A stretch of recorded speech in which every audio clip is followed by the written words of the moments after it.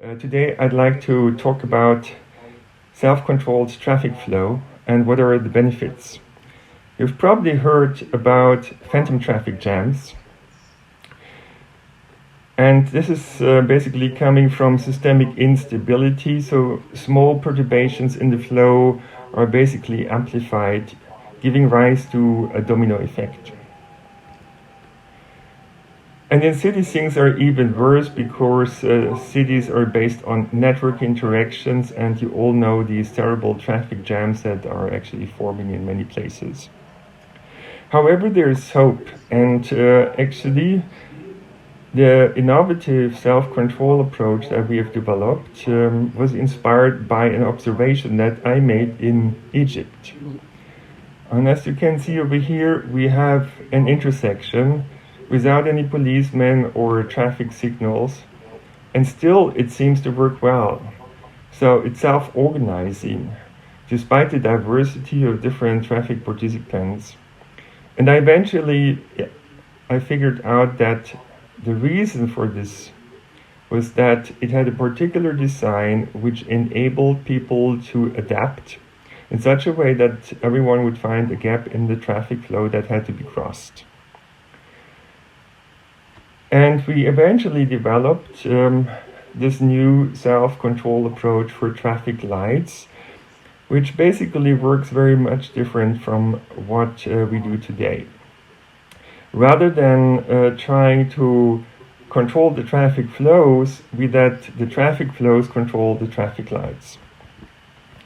So we turn around the control principle, and it has been inspired by another observation, namely of pedestrian flows at bottlenecks, where we find oscillations of the flow as if there was a traffic light.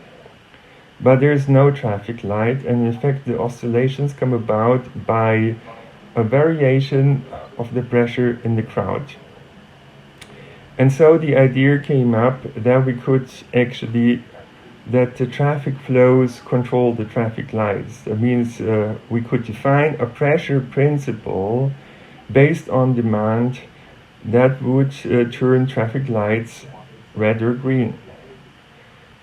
And so what we do is basically we are measuring in various ways not only the outflow from road sections, but we measure also the inflow.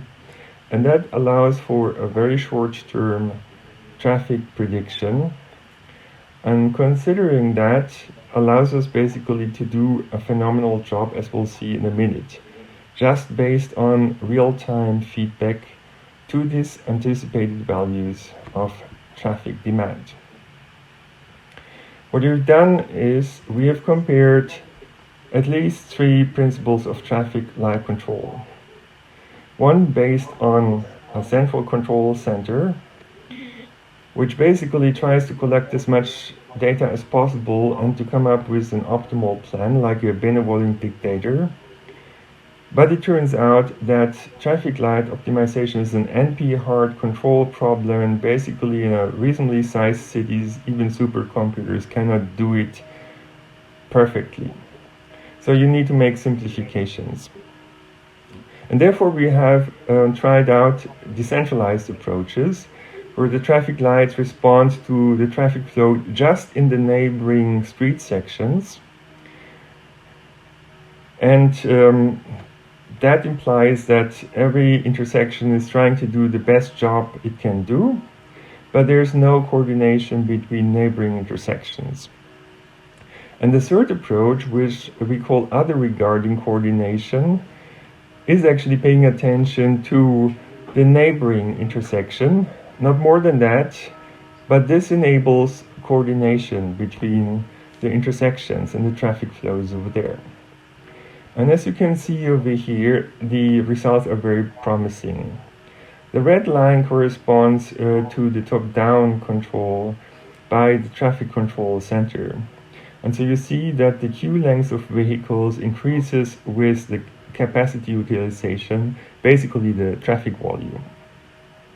However, if you look at the blue line, then it turns out that this other regarding approach, that was the third one that I mentioned, actually reduces the queue length dramatically by flexibly adapting to the actual traffic situation in the neighborhood. And so we can say that bottom-up self-organization can outsmart optimal top-down control attempts. And this sounds unbelievable, and so we put it to the test. In particular, we did that in Dresden, where I was professor for some time. And you can see the area of the city that was concerned. It's in the center of Dresden. And in fact, it's the most complicated area. Of course, they have been buying the most advanced state-of-the-art software to control the traffic flow.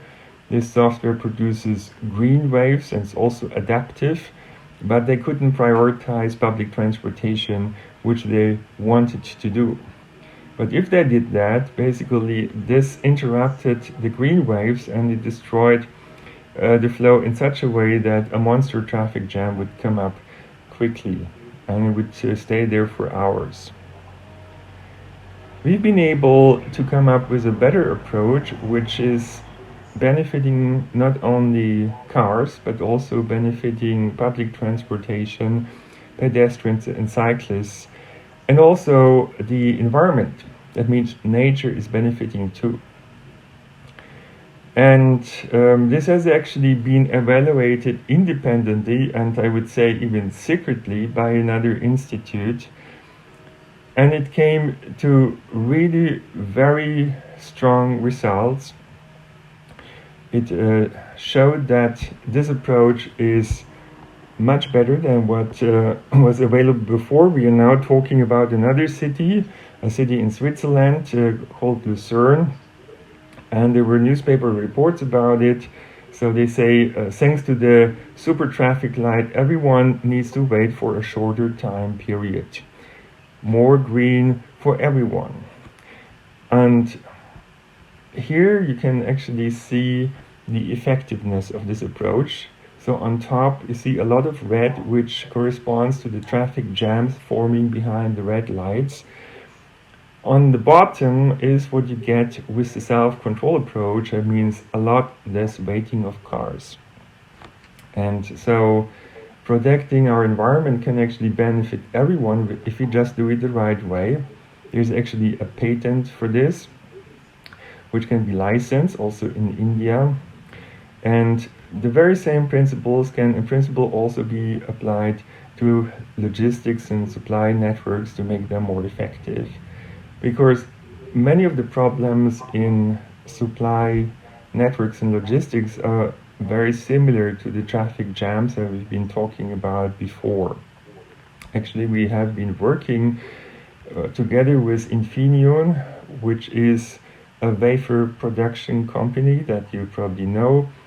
And we have found that there was a slower, faster effect. That means we came up with a new way of scheduling the process that made actually the production process more than 30% more efficient, something that was almost unbelievable. And so basically we want to apply that also to make the world more sustainable, actually with a new socio-ecological finance system that we call Fin4. And so everyone knows that we need to turn wasteful supply chains into a circular economy. The question is just how. And here basically the Internet of Things comes to our rescue if you would just use it in a participatory way. So the idea is to again get real-time data and create real-time feedback. So to map collectively in a participatory way noise, CO2, emissions, poisons, and all other externalities, also good things, and then basically create a feedback. We've done that also for air quality.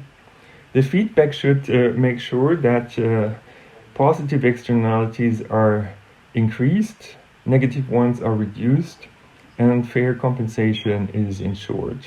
And so basically this approach is combining all sorts of measurement methods with new kinds of money, actually not just one kind, but many kinds.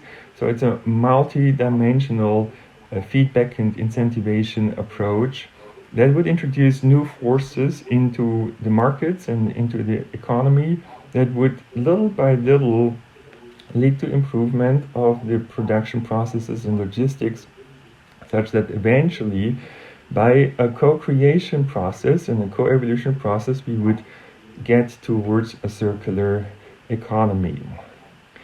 So in summary, we need solutions that acknowledge and embrace the complexity of systems. We cannot control everything top-down, and particularly not complex systems that are made up of heterogeneous elements, behave differently, there's a large degree of fluctuations, short-term predictability, actually all properties that apply to a lot of systems around the world today. These are the problems to be addressed, and actually I've just shown you a revolutionary new approach that allows to make a much better job than we've been able to do in the past. It turns also out that if we compare that with machine learning approaches and AI approaches, this approach actually outperforms. So that is something that actually Marcin Koretsky will be talking about just in a minute. He is the superstar who is actually trained in machine learning and AI and figured out that things can be done much better in complex interactive systems such as traffic systems that are creating a hell of a mess and a lot of congestion and bad air quality and poor quality of life today. But all of that can be changed, and we're also now working on an approach that would allow to satisfy multiple goals, such as short travel times, little congestion, better air quality, better environmental conditions. Without further ado, I'm handing over to Marcin.